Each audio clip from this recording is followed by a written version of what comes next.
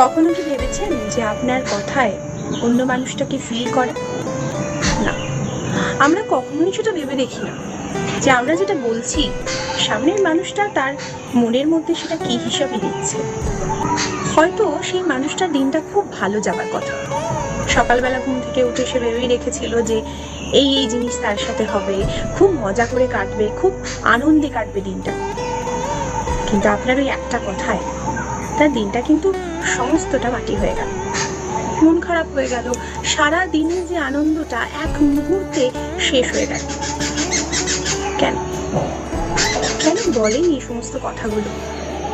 একটু শুনুন না, একটু বুঝুন না তার মনের অবস্থাটা।